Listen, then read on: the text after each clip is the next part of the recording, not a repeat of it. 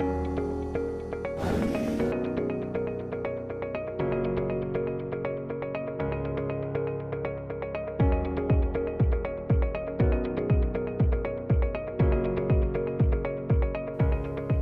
this is Michelle Prince, best-selling author, speaker, and publisher. And we're talking about ways that you can build and leverage your author platform. This is so important. You have to position yourself in the marketplace as that credible expert, like we've been talking about. In order to leverage the power of authority, you have to be seen as the authority.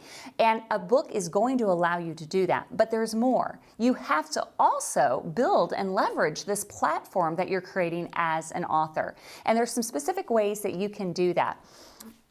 My book, when I first wrote my book, Winning in Life Now, the book was very important and it did get me started in speaking and doing all these things, but it wasn't the physical book itself that really allowed me to open up a full-time business of speaking and coaching and doing what I do.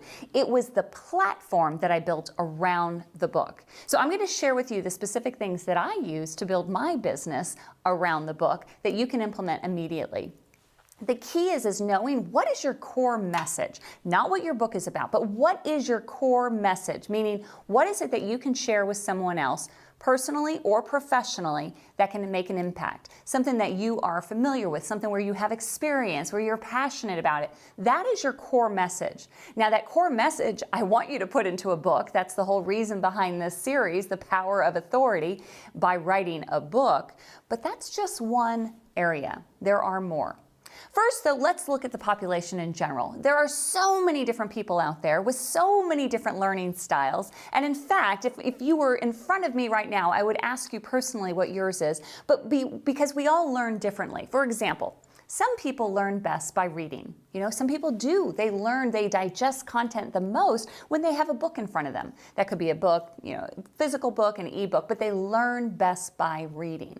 Now, there are other people, though, that learn best through listening to audios, podcasts. Those are the people that they have to digest information audibly.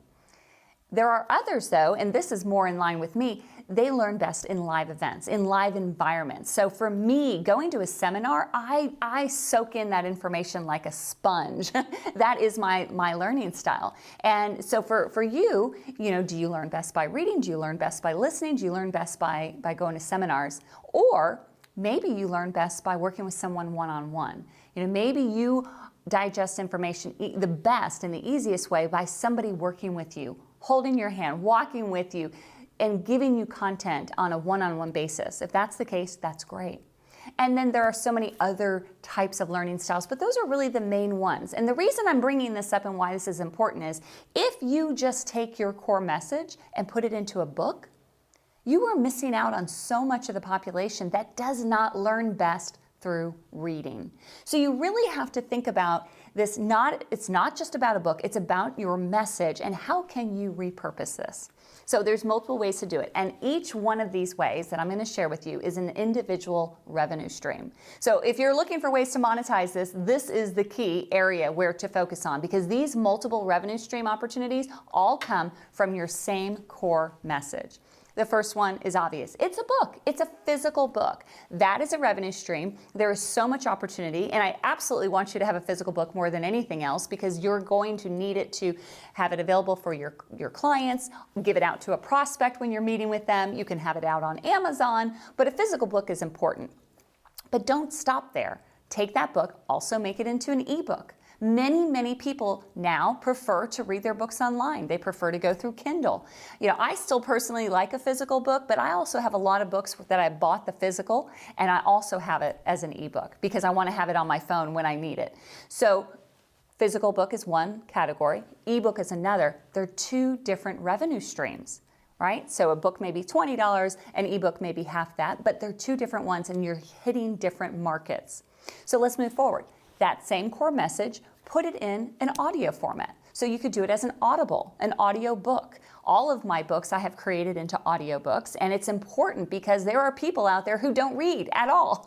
They literally just download content through these Audible type sites or through podcasts, all of those opportunities for people to just listen on the go when they're working out, when they're in the car. They don't have the ability to sit and read. So you want to make sure that that content is available in that audio format. And the beauty is that's another revenue stream.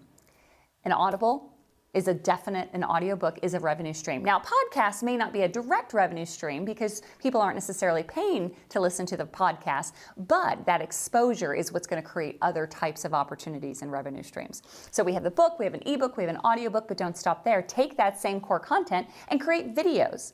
Our world today, we learn best through videos. I mean, think about YouTube. It is huge. Why? Because people love content, but they like to watch content.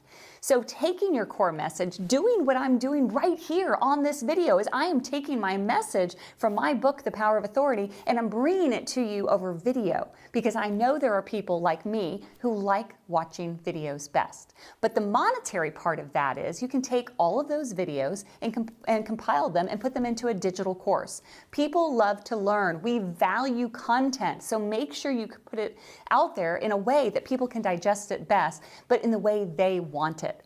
Now, with each one of these areas, you're getting a higher revenue stream. So a book may not be very much, but a digital course of the same exact content could be 2, 3, 5 times the price of a physical book. So that's just another one. Here's a really important one to think about. And maybe you're doing this already, and maybe this sounds foreign to you, but you need to be consulting or coaching on the topic of your book, what you know best. Again, we learn differently. There are those people out there who prefer to work with a human being instead of learning that information through a book. If that's the case, people are willing to pay for it. I'm going to give you a real live example of what happened to me after I wrote my first book, Winning in Life Now. Now, if you know my story, you know I did not write that book intending to build a business. The book literally opened up a full-time business for me, but it wasn't intentional. After I wrote the book, launched it, got it out there, there was a woman in Minnesota who got a copy of my book. And I didn't know her, so it was somebody that, somehow she got a copy of the book. She read it, she called me up and she said, "Michelle, I want to hire you as my coach." And I said to her, "Well, I don't coach. I just wrote a book," and I was dead serious. I was thinking, I'm not a coach. I don't even have a business yet. I just wrote a book. And she said, No. I learn best by working with someone one-on-one. And I have some very specific goals that I want to accomplish, and I want you to be my mentor, my coach, my accountability partner to help me reach these goals. And I literally said to her, I said, "Why would you pay me to coach you when everything I would teach you is in this $20 book?" And so I'm literally trying to talk her out of giving me money. But it hit me. I would be doing her a disservice if I said no, because that is how she learned best. Now, let me tell you something. That coaching ended up being extremely profitable for me because not only did we do one session, she ended up coaching with me for over a year. And what's funny is what she wanted to be held accountable on and be coached on was weight loss. I am not a weight loss coach, but I do know goal setting and I do know how to hold people accountable. And that's what we did for over a year. That one decision to coach her has now opened up an entire business of one-on-one coaching. I do group coaching and all different types of coaching to serve people with the same core message, the same content in a book, but don't undervalue what people really need. So books, videos, podcasts, audios, coaching. The other way to do it is through seminars.